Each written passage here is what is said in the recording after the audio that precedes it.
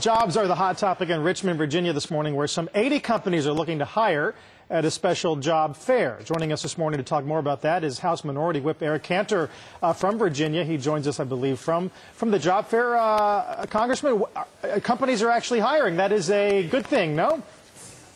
Carl, I tell you one thing, we were pleasantly surprised, as an understatement, here in the Richmond area when we floated the idea of having a job fair. You know, as your guest just before me said, you know, the jobs really have not been forthcoming as we were all hoping for a pickup in this economy.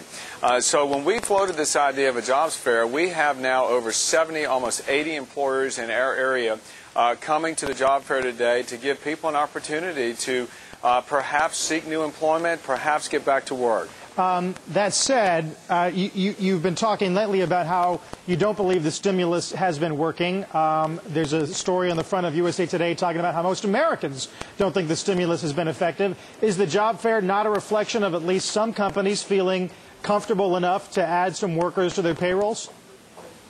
Well, listen, I think most Americans are kind of irked at the almost $800 billion that was authorized earlier this year to be spent towards some type of a stimulus.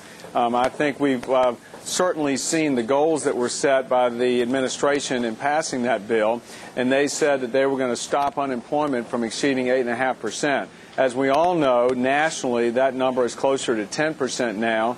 Here in the greater Richmond area, the unemployment number is less, but people are still feeling very insecure about their job.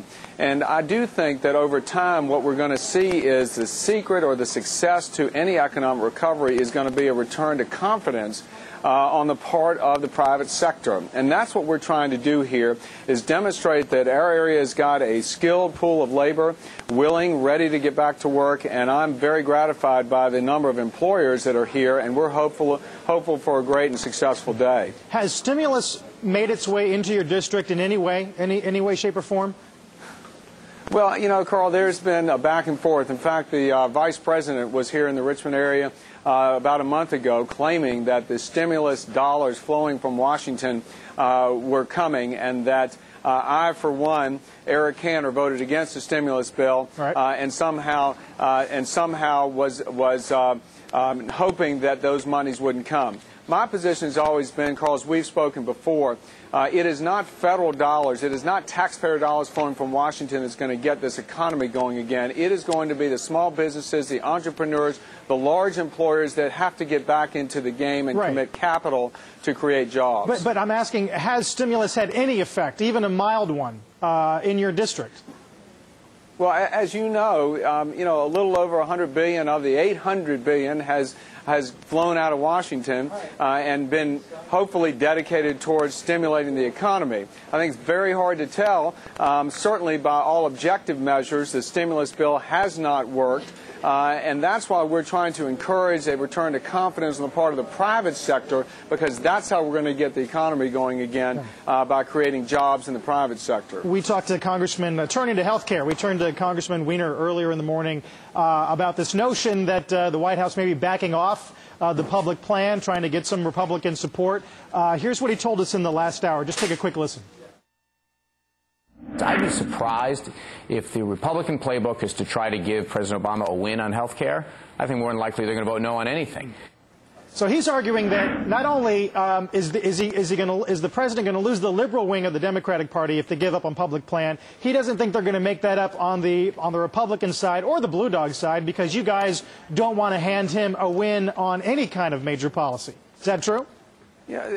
That's just preposterous. And, you know, Anthony Weiner's a friend, but I just strongly disagree. I mean, the Republicans have always said, we do have a plan. We do not accept the status quo. I am heartened by what the Secretary of Health and Human Services said yesterday, that she doesn't think necessarily that a government takeover of health care is a necessary component of what the Obama administration is trying to do. We want to see a reduction in costs so that we can provide more access. We want to see people who have health care, who like it, able to keep that health care. And we've put a variety of things on the table. We're talking about tax-free savings for health care, return to more of a consumer-based system. We're talking about making sure there's flexibility in the law so that people who lose their job don't necessarily lose their health insurance. We're talking about medical liability reform. These are all things that Republicans have put forward and, frankly, believe very strongly can help the equation in trying to produce a health care reform that'll work. So bottom line, if public plan does in fact go away, do Republicans claim victory? Or is that the president just being pragmatic? Does he look like the winner in the end?